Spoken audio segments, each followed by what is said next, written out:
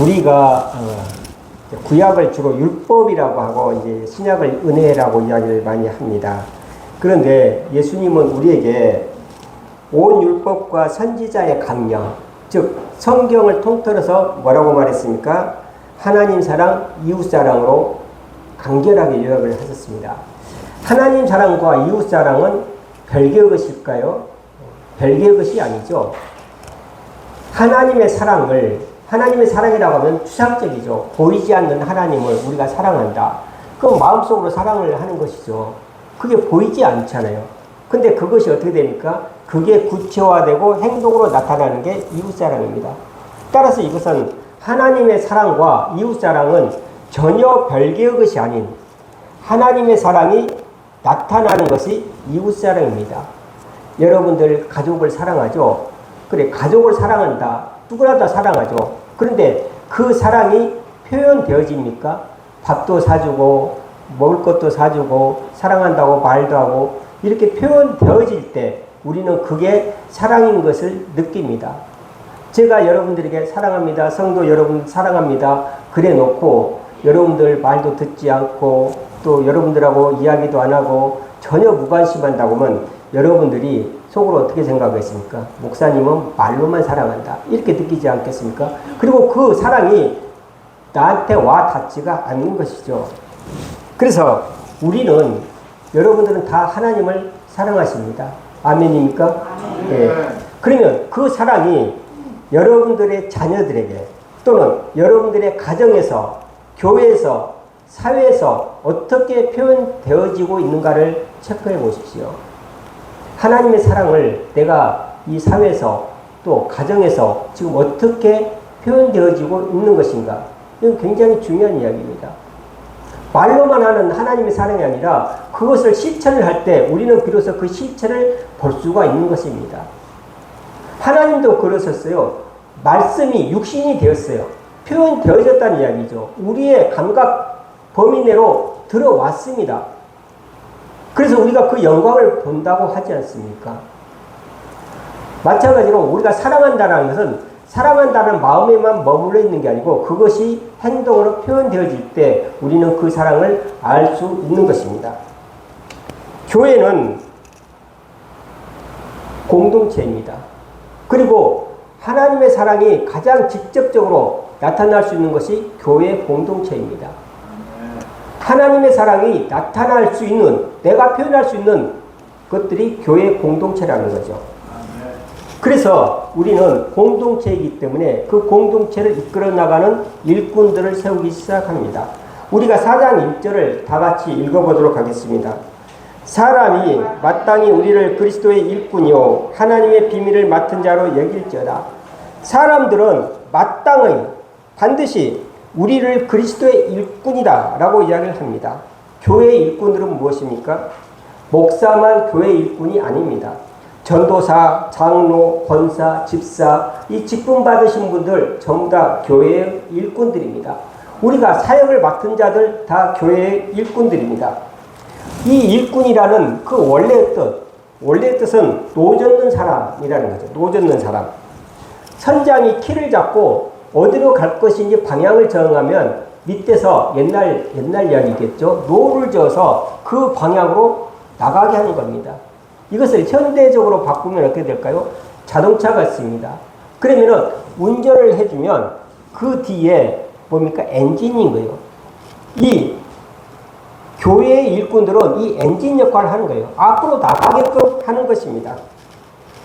교회 일꾼들, 목사를 비롯해서 전도사, 장로, 권사, 집사들은 높은 자리에 앉아서 지시하는 사람이 아니에요. 높은 자리에 앉아서 지시하는 것, 온전하게 우리에게 명령하는 것은 하나님이십니다. 예수 그리스도예요. 그리고 우리는 그 예수 그리스도를 순종함으로써 섬기는 사람들입니다. 그 예수 그리스도를 사랑하는 마음으로 교회를 사랑하고 또 가정을 사랑하고 사회를 사랑하는 사람입니다. 그것들이 내 달란트와 내 은사에 따라서 공헌하는 거예요. 섬기는 사람입니다. 그리고 이러한 교회의 일꾼들은 자기 뜻대로 사는 사람이 아닙니다. 자기 성질껏, 자기 욕심껏, 자기 고집대로 사는 사람들이 아닙니다. 그리스도의 부름에 그 하나님의 명령에 순종하는 사람들입니다. 십자가에서 자기 자신을 부인하고 하나님의 명령에 따라서 움직이는 사람. 예를 들면 아까 이야기했던 것처럼 노 젓는 사람이라고 그랬어요. 그런데 자, 지금부터 노를 저읍시다. 그러면 세게 저었다가 지금 노를 젓지 마세요. 그러면 안 저어야 되는 거죠. 그런데 어떻게 됩니까? 내 고집대로 아무렇게나 내가 움직이고 싶을 때 내 마음대로 노를 젓는다고 그러면 그게 효율적으로 배가 앞으로 가겠습니까? 그렇지 않다라는 거죠. 우리는 하나님의 명령에 따라서 일사불란하게 같이 움직여줘야 되는 거예요. 그러면 내가 하기 싫어도 해야 되고 하고 싶어도 절제를 하는 것이 그리스도의 일꾼인 것입니다. 그래서 우리는 어떤 것을 목적으로 합니까? 교회가 예수님을 따르도록 우리가 도와주는 자, 안내자인 거예요. 목사나 전도사나 장로나 권사나 집사나 교인들을 위해 군림하는 사람들이 아니고 그분들이 하나님의 말씀을 잘 따를 수 있도록 우리는 안내자인 거예요. 내 뜻대로가 아니라 하나님의 뜻대로 내 자신을 십자가에 못 박고 내가 괴로워도 하고 싶어도 절제하고 또 하기 싫어도 해주는 거. 이것이 뭡니까? 이게 그리스도의 일꾼이에요. 그래서 사람들은 마땅히 우리를 뭘로 여긴다고요? 그리스도의 일꾼으로 여긴다는 거예요. 그리스도의 일꾼으로 여긴다라는 것은 이런 기대를 가지고 있는 것이죠.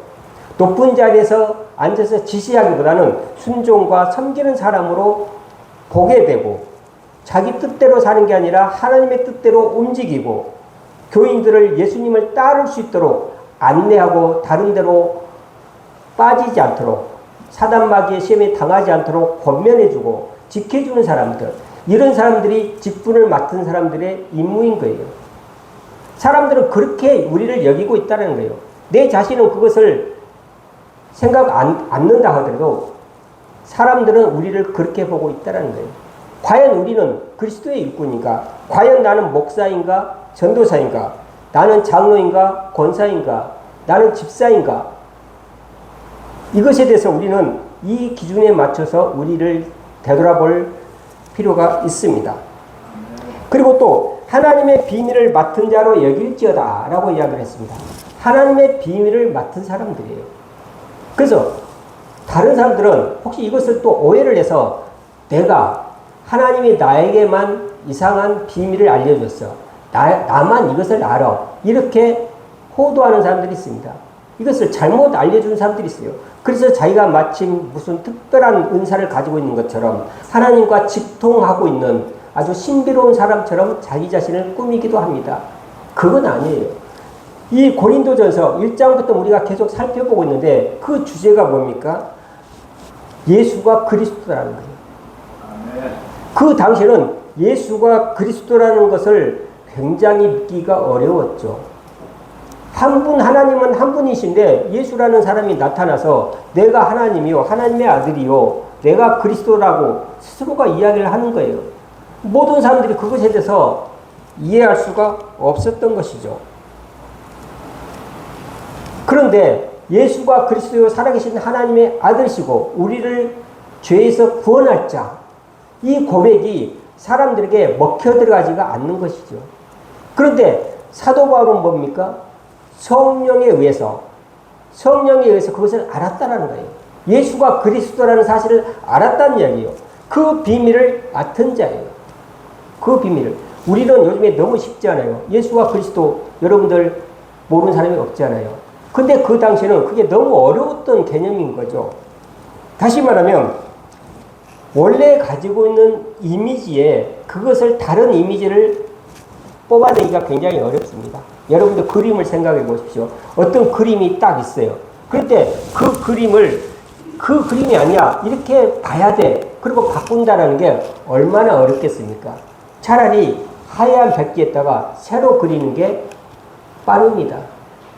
여러분들 가정을 생각해 보십시오. 여러분들 가정 정말 처음부터 다시 시작하고 싶지 않습니까? 또 여러분들 결혼 초기에 남편에게 걸었던 기대, 아내에게 걸었던 기대, 그것을 생각해 보면 차라리 처음부터 다시 시작하지 이것을 고쳐서 내가 어떻게 하겠다라는 것이 어렵지 않습니까? 사람을 고치기가 힘들어요. 차라리 처음부터 다시 시작하는 게 낫죠. 그런 거예요. 그래서 이미지를 바꾸는 것, 내 신념을 바꾸는 것은 더 어렵습니다. 그런데 바로 그런 거죠. 그 비밀을 맡은 자라는 거예요. 예수가 그리스도라는 것을 알고 있는 자라는 거예요. 그래서 여기서는 하나님의 비밀이 그거예요. 그런데 이것을 마치 잘못 해석해가지고 자기가 신령한 하나님의 비밀을 가지고 있고 다른 사람들은 아무도 모르는 하나님이 나한테만 직통하는 그런 신비감을 느끼는 거, 이건 굉장히 위험합니다. 그런 사람들은 우리가 다시 살펴봐야 돼요. 그래서 이렇게 그리스도의 일꾼이요 하나님의 뜻에 따라서 행동하는 자죠. 그리고 하나님의 비밀, 예수가 그리스도라는 것을 맡은 자, 그게 뭡니까? 그게 하나님의 일꾼이라는 이야기입니다. 그리고 그렇게 맡은 자들에게 요구되는 게 뭡니까? 충성이라는 것이요. 충성이에요. 이 충성은 사람이나 조직에 대한 충성이 아닙니다. 하나님께서 맡기신 사명과 복음에 대한 충성이에요. 여러분들이 하나님은 여러분들에게 어떤 사명을 맡기셨습니까? 그리고 여러분들은 복음을 다 알고 계세요. 거기에 충성하는 거예요. 이 고린도 교회의 문제가 뭡니까? 게바와 아볼로파와 이렇게 바울파 이렇게 나뉘어서 싸우고 있는 거예요. 내가 옳다, 네가 옳다라고 이야기를 하는 거예요. 그런데 그렇게 한 사람의 한 목사에게 한 장로님에게 집중하지 말라는 이야기예요. 집중하지 말라는 얘기예요. 그들이 맡은 것은 충성이다. 즉 하나님께서 맡기신 사명과 복음에 충성하는 성실한 자라는 거예요. 우리는 하나님의 일꾼들입니다. 그래서 우리가 목사 안수를 받게 되고 또 장로 안수를 받게 되고 권사 안수를 받게 되고 집사 안수를 다 받습니다. 그래서 하나님의 일꾼으로 세워졌습니다. 그러면 이 하나님 일꾼들에게 우리가 요구하는 것이 무엇입니까? 충성이라는 거예요. 충성. 충성은 절대적인 것입니다. 절대적인. 군대에서 충성하면서 경례를 많이 하잖아요. 그리고 군대에서 요구되는 것은 충성이에요. 그건 뭡니까? 국가의 명령에 의해서 상관의 명령에 의해서 우리가 절대적으로 따라야 된다는 거예요. 그 이 명령을 누가 내립니까? 우리는 하나님께 받은 사명인 거예요. 그 사명, 하나님의 뜻에 절대적으로 따르는 것, 이것이 요구되어지는 것입니다. 그리고 또 뭡니까? 지속성이에요. 지속성. 끝까지 해낸다는 거죠. 하나님은 아침 다르고 저녁 다르고 하시는 분이 아니에요. 진리는 옛날 다르고 지금 다르고 미래 달라지는 게 아니에요. 진리는 항상 똑같은 것이 진리입니다. 아침 다르고 저녁 다르고 옛날 다르고 지금 다르고 그건 뭡니까? 그건 문화예요. 문화. 이 성경에는 그런 문화와 진리가 약간 섞여져 있습니다. 그래서 이것을 잘 구분을 해야 돼요. 진리는 무엇이냐? 우리가 아까 사도신경을 이야기를 했습니다. 그 사도신경을 믿는 거예요. 예수가 그리스도임을 믿는 거예요. 예수가 하나님의 아들인 것을 믿는 거예요. 그리고 그 예수를 믿음으로써 우리가 구원을 얻는다라는 이 사실을 믿는 것, 그게 복음인 거예요. 그래서 그것을 우리는 놓치면 안 되는 거예요. 그래서 하나님의 말씀은 지속성, 충성이라는 것은 그런 지속성을 요구하기도 합니다. 지속성. 군대에서 그러잖아요. 어떤 임무를 딱 주게 됩니다. 그러면은 어떻게 됩니까? 위에서 말하지 않아도 끝까지 남아서 그 임무를 수행하는 게 군대입니다. 그게 충성인 거예요. 여러분들은 하나님께 어떤 사명을 받았습니까? 그리고 그 사명이 다른 사람들에게 각광을 받을 때는 그 사명이 있다가 사람들이 관심을 안 가지면 그 사명을 잃어버립니까? 그게 하나님의 사명이겠습니까? 하나님은 여러분들이 이 세상에서 살아가는 동안에 어떤 일을 하도록 하나님께서 이야기를 하지 않았습니까? 그것을 다시 한번 되돌이켜 보십시오. 그래서 끝까지 충성하십시오. 자신을 드러내지 않고 온전하게 하나님만을 드러내는 것, 이게 충성입니다. 군대에서 병사들이 자기 자신을 드러내기 위해서 싸움을 합니까? 그 총알이 빗발치는 곳을 뛰어들겠습니까? 그렇지 않습니다. 내 자신은 하찮은 것, 내 목숨을 잃어버리더라도 내 명령을 그대로 수행하는 것, 이게 충성인 거예요. 그래서 여기서 말하는 맡은 자들에게 구할 것은 충성이니라. 절대성과 끝까지 해내는 지속성과 그리고 자기 자신을 드러내지 않고 온전하게 하나님을 드러내는 것, 이것을 요구한다는 거예요. 우리는 직분을 가지고 있는 사람들이 과연 이렇게 하고 있는가를 생각해 봐야 됩니다. 자, 그랬을 때 우리가 그렇게 목숨을 바쳐서 일하고 또 끝까지 그 사명을 감당할 때 우리가 3절을 다 같이 읽어보도록 하겠습니다.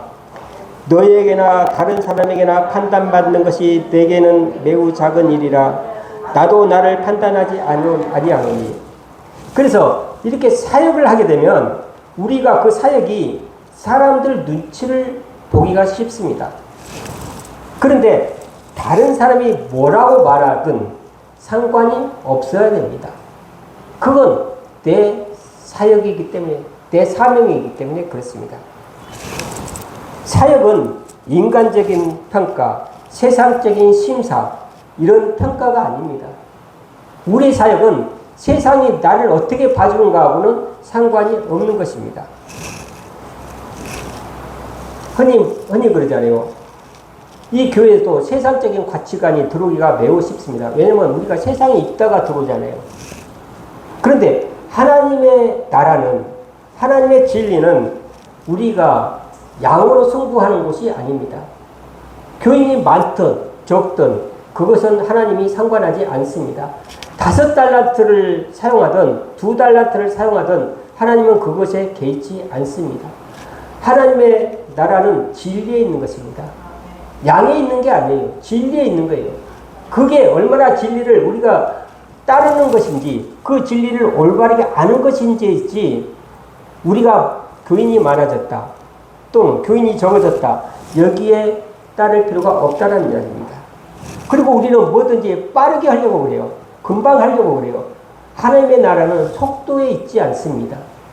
속도에 있지 않아요. 우리가 천천히 가도 돼요.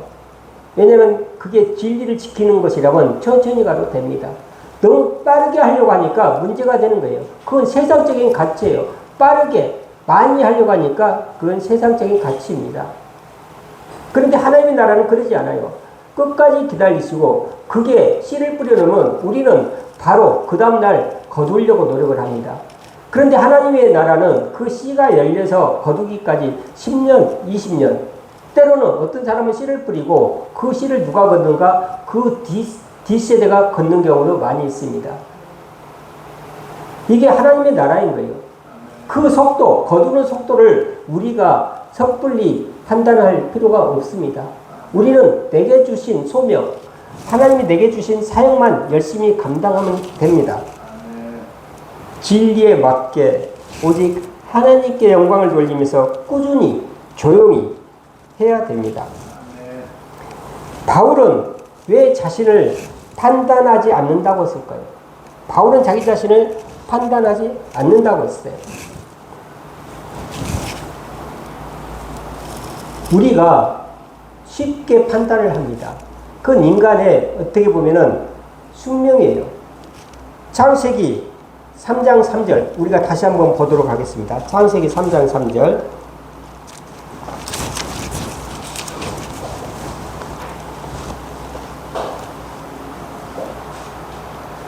4페이지 제일 앞에 구약성경 4페이지에 있습니다.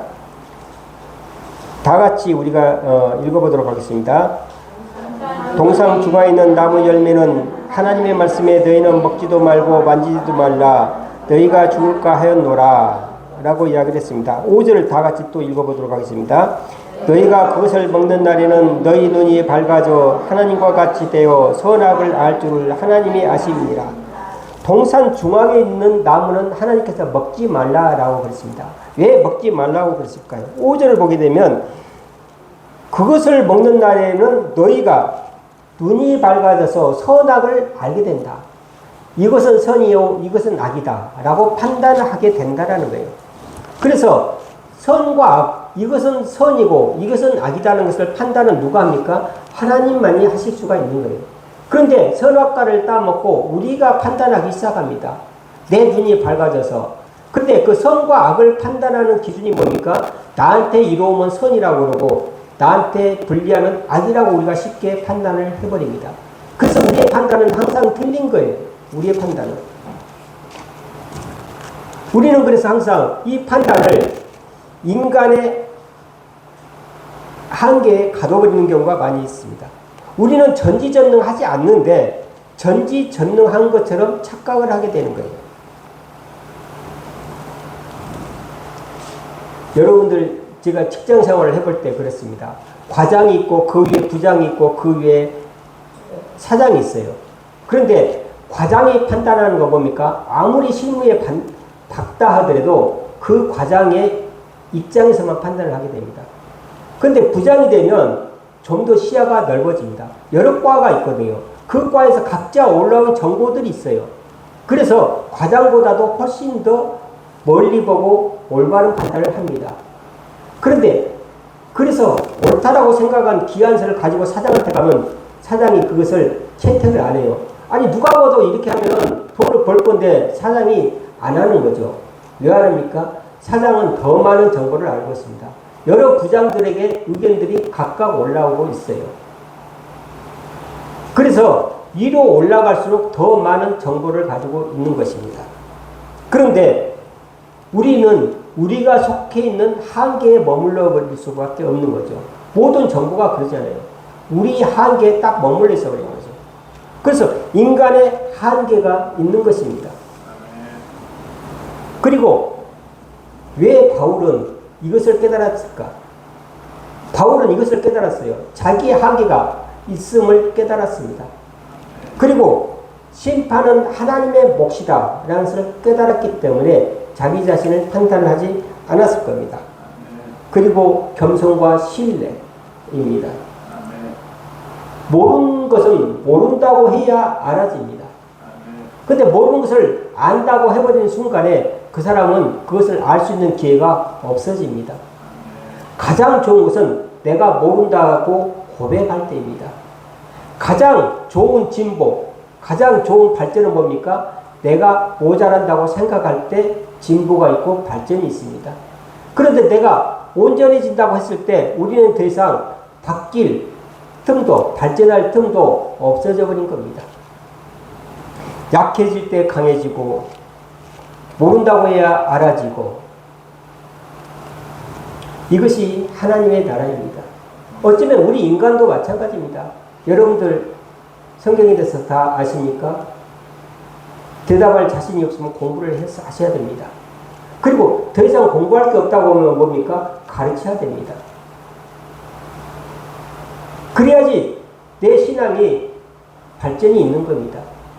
모르는 애도 아는 척, 알아도 그것을 다른 사람을 가르치려고 하지도 않는 것, 가만히 있는 것. 가만히 있는 것은 생명이 없는 것입니다. 우리는 움직여야 되는 거예요. 우리가 그렇다고 해서 우리가 모른다, 나는 약하다, 이것으로 인해서 회피를 하면 안 되는 거죠. 이건 회피를 위한 겸손이 아닙니다. 겸손은 내가 모른다고 하면서 그것을 발판 삼아서 더 채우려고 하고 앞으로 나가려고 하는 것이 겸손인 것입니다. 그렇지 않으면 뭡니까? 그냥 무능한 겁니다. 난 모른다. 그리고 아무것도 안 해요. 나는 약해서 못한다. 이렇게 이야기를 하는 건 안 됩니다. 약하기 때문에 우리는 더 강해지려고 노력을 해야 되고 모르기 때문에 배우려고 노력을 해야 되는 겁니다. 이것이 겸손이에요. 겸손과 회피는 틀립니다. 여러분들은 회피하고 있습니까? 겸손합니까? 여러분들이 모른다고 할 때 그것은 겸손에서 나오는 이야기입니까? 아니면 회피에 의해서 나오는 것입니까? 포기하지 말고 하나님, 승리하시는 하나님을 믿고 앞으로 나가십시오. 그게 하나님의 뜻입니다. 사역할 때 자신을 판단하고 그 기준에 맞춰서 사역의 범위를 정하지 마십시오. 여러분들이 맡은 것은 나는 내 수준은 이것밖에 안 돼. 그리고 그 안에서만 모든 것을 생각하고 판단하고 하지 마십시오. 더 넓게 생각을 하십시오. 왜냐하면 하나님이 하시기 때문에 그렇습니다. 하나님이 해나가신 거예요. 하나님이 해나가신 것을 우리는 동참하는 거예요. 하나님은 사역하시고 나는 따라갑니다. 우리가 5장 17절 한번 보도록 하겠습니다. 요한복음 5장 17절. 앞에 부분에 있죠. 그 앞에 부분에 요한복음 5장 17절.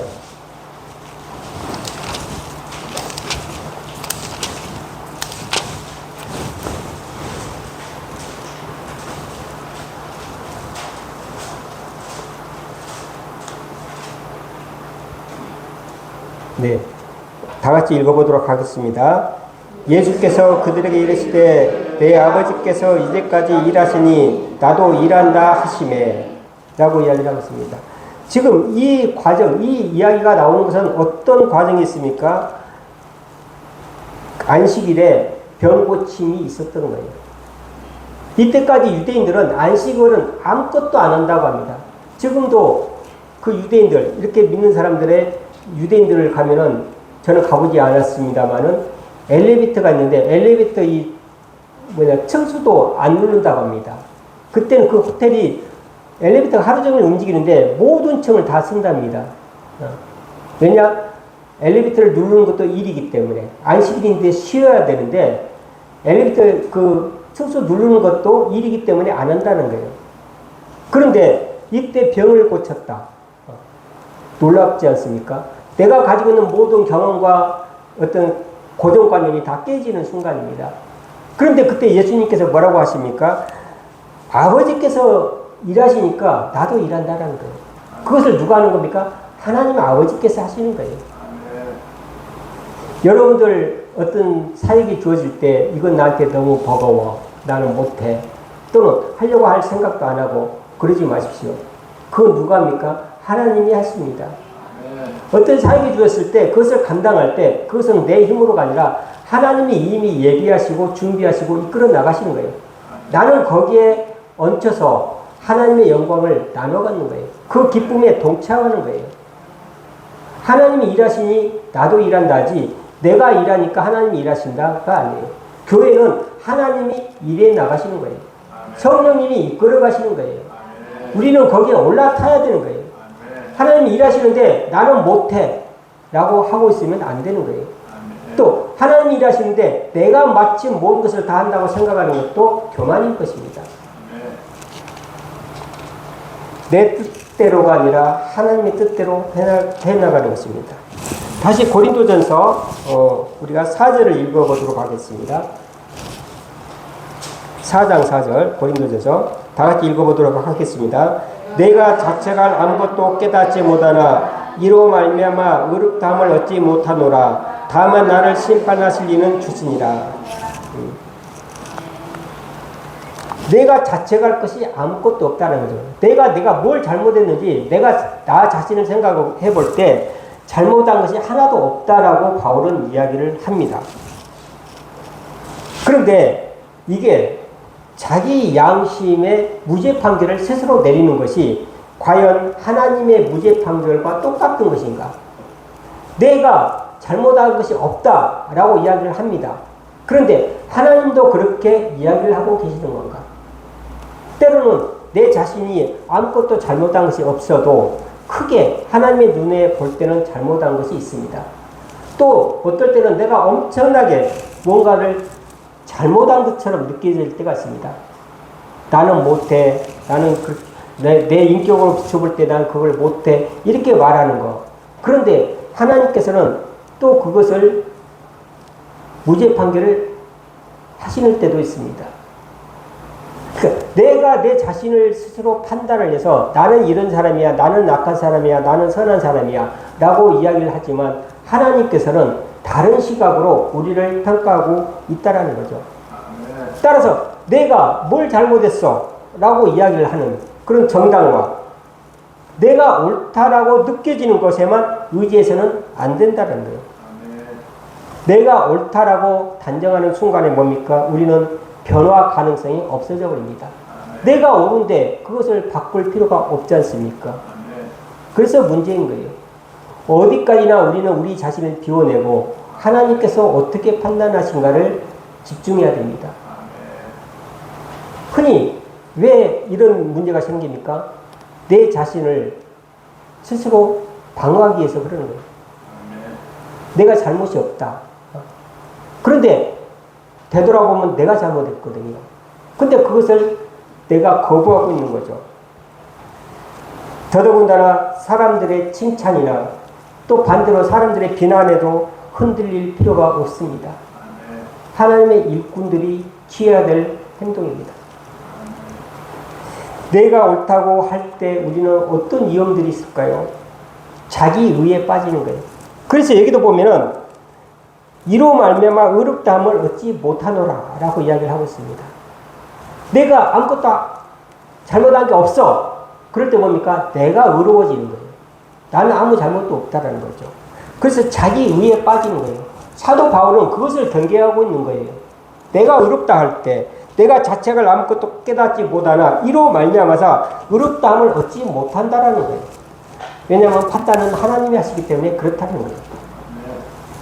또 교만에 빠지기 쉽죠. 내가 잘못한 게 없으니까. 그리고 내가 잘못한 것이 없다고 하는 사람들의 특징이 뭡니까? 다른 사람들을 정죄한다는 거예요. 내가 없기 때문에 나와 반대되는 행동하는 사람들은 뭡니까? 다 잘못된 거예요. 다른 게 아니라 그것을 옳고 그름으로 치환시켜버리는 거죠. 바꿔버리는 거예요. 내가 옳으니까 나와 반대되는 생각을 가진 사람, 나와 반대되는 행동을 하는 사람, 이런 사람들은 다 틀리다라고 이야기를 해버리기 쉽습니다. 그래서 타인을 정죄하기 시작합니다. 또한 성령의 책망과 목소리를 듣지 않습니다.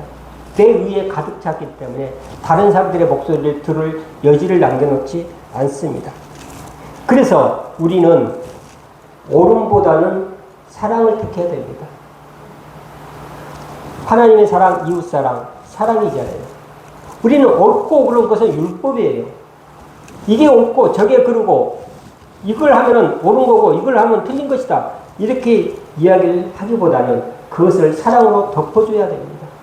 하나님의 나라는 옳고 그름보다는 사랑이에요. 그리고 내 주장보다는 상대편을 배려하는 거예요. 내가 옳다는 것을 증명하기보다는 용서를 택해야 됩니다. 이건 가정에서도 마찬가지예요. 아버지, 어머니가 이걸 해야 돼 라고 해버리는 순간에 자녀들은 숨을 쉴 수가 없습니다. 사랑이 없어지는 거예요. 옳고 그른 것을 따지는 겁니다. 이렇게 하면 안 돼, 저렇게 하면 나빠, 이런 것을 계속 이야기하다 보면 사랑이 스며들 틈이 없습니다. 그런데 그것을 사랑으로 우리가 착각을 하고 있는 거죠. 옳고 그름이 아니에요. 사랑인 거죠. 내 주장보다는 상대편을 배려하는 거예요. 그리고 어떤 것을 옳은 것을 증명하기보다는 덮어놓고 갈 때가 훨씬 더 복된 가정을 이루는 방법입니다. 모든 것을 다 알려고 하지 마십시오. 자녀가 조금 늦게 왔다고 또 다른 짓을 한 것 같으면 그냥 눈 감아주세요. 웬만하면. 죽고 사는 문제 아니면 눈 감아주세요. 그것을 다 밝히려고 하고 모든 것들을 다 장악하려고 하고 모든 것을 다 통제하려고 할 때 자녀들은 휘저나가기 시작합니다. 자녀 문제만 그렇습니까? 부부간에도 감춰줄 건 감춰주고 넘어갈 건 넘어가 주십시오. 그래야지 숨을 쉬고 서로 다 살 수 있습니다. 모든 것들을 정지하고 모든 것들을 밝혀내려고 하는 거 너무 위험합니다. 하나님의 나라는 그게 아니에요. 하나님의 나라는 옳고 그른 것보다는 사랑이에요. 여기도 그렇잖아요. 내가 아무것도 잘못된 게 없는 것 같아. 그런데 그걸로 내가 의로움을 받는 게 아니야. 왜? 하나님이 판단하기 때문에 그래요.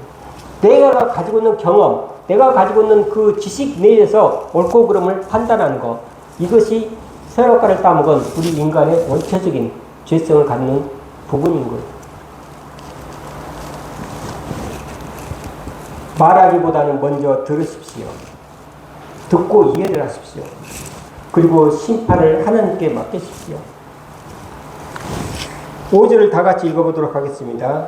그러므로 때가 이르기 전 곧 주께서 오시기까지 아무것도 판단하지 말라. 그가 어둠에 감추인 것들을 드러내고 마음의 뜻을 나타내시니 그때에 각 사람에게 하나님으로부터 칭찬이 있으리라. 그러므로 때가 이르기 전 곧 주께서 오시기까지 아무것도 판단하지 말라. 아무것도 판단하지 말라고 그랬어요. 사람을 최종적으로 평가하지 말라는 거죠. 내가 아볼로가 낫다, 바울이 낫다, 게바가 낫다. 이런 것들, 아볼로나 바울이나 게바를 비교해서 판단하지 말라는 이야기예요. 어떤 권사님이 좋고 어떤 권사님은 어떻고 그걸 비교해서 판단하지 말라는 거예요. 왜냐면 각 사람은 각 사람대로 하나님께 받은 소명이 있고 그 소명에 의해서 교회에 봉사를 하고 또 사회에 봉사를 하고 있기 때문에 그렇습니다. 외모와 결과야 태도, 그것을 보지 말라는 이야기예요. 하나님은 마음의 동기와 숨은 의도를 본다는 얘기예요. 우리가 어떤 현상을 보이고 있을 때 다 그럴 만한 이유가 있습니다. 내가 여러분 이제 다음 주에 제가 갑자기 티를 입고 와서 강단에 섰어요. 그럼 어떻게 되겠습니까? 낯설잖아요. 어떻게 목사님이 강단에 섰는데 저렇게 티만 입고 와서 강단에서 이렇게 판단을 할 수가 있습니다. 그런데 그 의도를 보면 다 그럴만해서 그렇습니다. 만약에 아파서 양복을 못 입었다거나 또는 양복 이거 하나밖에 없는데 이게 갑자기 젖어가지고 아니면 찢어져서 입고 나올 수가 없을 때 어떻게 되겠습니까? 예비는 드려야 되고 그러면 양복을 안 입고 티를 입고 나올 수도 있잖아요. 그 태도를 가지고 판단하지 말라는 얘기예요. 그 이유가 다 있는 겁니다. 어떤 사람들이 어떤 행동을 할 때 그 이유가 있기 때문에 그 이유를 하나님께 물어봐야 되는 겁니다. 그리고 그 이유가 하나님께서 판단해 주시겠지. 그러지 내가 섣불러서 판단하지 마십시오. 다 여러분들이 교회에 빠지면 빠지는 대로 이유가 있는 겁니다. 그것을 권사님이 돼서 어떻게 교회를 빠져? 아니 목사님이 돼서 어떻게 예배를 안 드리고 빠져? 이렇게 판단하지 말라는 얘기죠. 다 그 사람들 나름대로 사정이 있고 힘든 가정이 있어서 그런 일이 일어나는 겁니다. 우리는 뭡니까? 온전하게 하나님께 맡기고 그 심판은 하나님께 맡기고 엎드려서 기도해야 되는 겁니다. 그 사람을 위해서 기도를 해줘야 되는 거예요. 이렇게 용서를 해주고 사랑으로 갚아줘야 되는 거예요. 여러분들은 성도 간에 또는 가정에서 또는 사회에서 그렇게 하고 계십니까? 사랑으로 모든 것을 감싸면서 나가고 있습니까? 그 결과만 보고 화를 내거나 삐지거나 아니면 책망하거나 그러고 있지 않습니까? 다 그 사람이 그 일을 할 때는 그만한 사정이 있는 것입니다. 우리는 하나님이 아닙니다. 우리는 인간이에요. 아까 제가 회사에서 부장은 부장 나름대로 정보가 있고 사장은 사장 나름대로 정보가 있고 과장은 과장 범위 내에서 정보가 있다고 하지 않았습니까? 모든 것을 알고 계시는 하나님만이 유일하고 최종적인 심판자이십니다. 사랑하는 성도 여러분, 우리는 하나님의 일꾼입니다. 다른 사람의 일꾼이 아니에요. 여러분들은 각각 사역을 맡고 있습니다. 그런데 내 일꾼이 아니에요. 저는 이 교회에 키만 잡고 나가면 여러분들이 각각 맡은 자리에서 하나님께 충성하는 겁니다.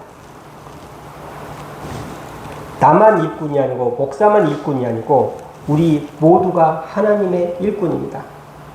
모두는 각자 하나님이 주신 소명에 따라서 자기의 재능과 자기의 은사와 자기 달란트를 가지고 하나님께 충성하는 자입니다. 하나님의 사랑은 이웃사랑으로 나타납니다.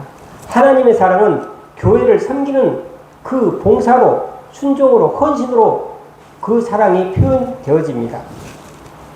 각자의 사역은 다 각자의 몫이 있습니다. 다른 사람들을 판단하지 마십시오. 여러분들이 하나님의 자리에 앉지 마십시오. 하나님 앞에서 우리는 겸손해야 됩니다. 하나님 앞에 자기 몫만 하면 되는 겁니다. 그리고 그 결과에 대해서 그것은 하나님이 판단하십니다. 그때 각 사람에게 하나님으로부터의 칭찬이 있다라고 하지 않습니까?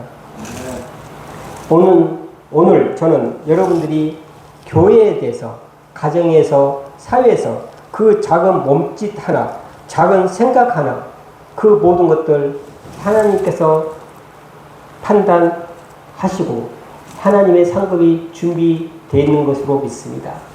기도하겠습니다.